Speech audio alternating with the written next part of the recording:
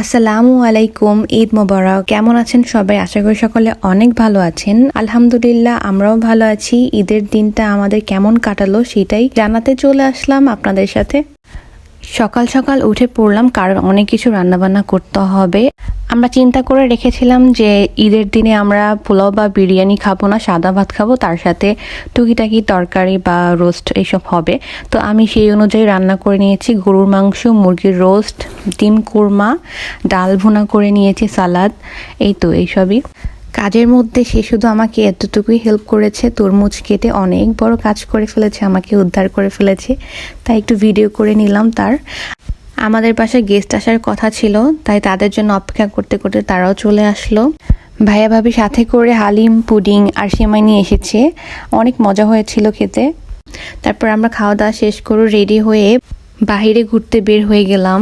আজকে যদিও সকাল সকাল একটু মেঘমেঘ ছিল, বাট দুপুরের টাইমে অনেক সুন্দর ওয়েদার হয়ে গিয়েছিল, অনেক সুন্দর রোদ উঠেছিল। তারপরে আমরা ওই লেকের দিকে চলে গেলাম। তারপর ওইখানে বসে কিছু ছবি টবি তুললাম।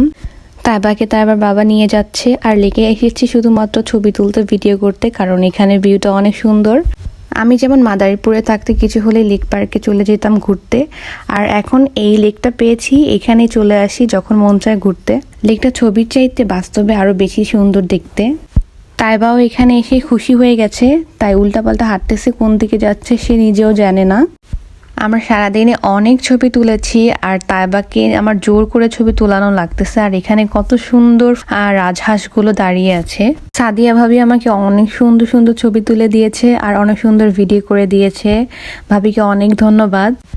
ভাবিরা বাসায় না আসলে মনে হয় আমরা বাসা থেকেই বের হতাম না, তো ঈদটা বাসাতেই কাটানো হতো। আর ভাবিরা এসেছে দেখে আমরা একটু ঘুরতে বের হয়েছি, আর মনটাও অনেক ভালো ছিল, কারণ সবাই একসাথে হলে মন এমনিতেই ভালো থাকে। আমরা হেঁটে হেঁটে গোল্ডিং শহরের ভিতরে আনাচে কানাচে যেখানে যা কিছু আছে সব কিছু হেঁটে হেঁটে দেখছিলাম। আর তাইবার সব দায়িত্ব তাইবার বাবার কাছে দিয়ে রেখেছি।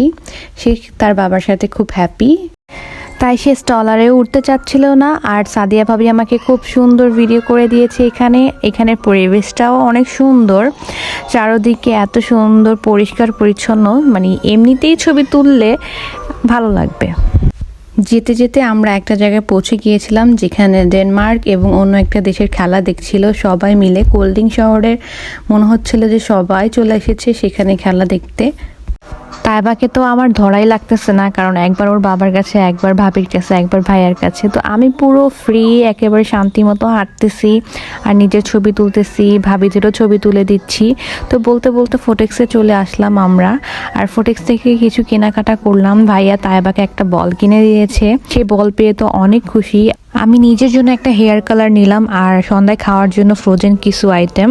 তারপরে আমি একটু ভিডিও করে নিচ্ছিলাম নিজেদের।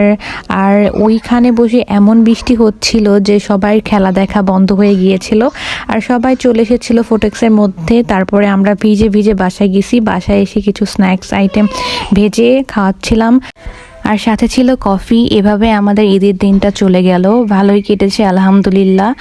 সবাই সুস্থ থাকবেন, ভালো থাকবেন। ইনশাআল্লাহ পরবর্তী ভিডিওতে আবারও দেখা হবে। আল্লাহ হাফিজ।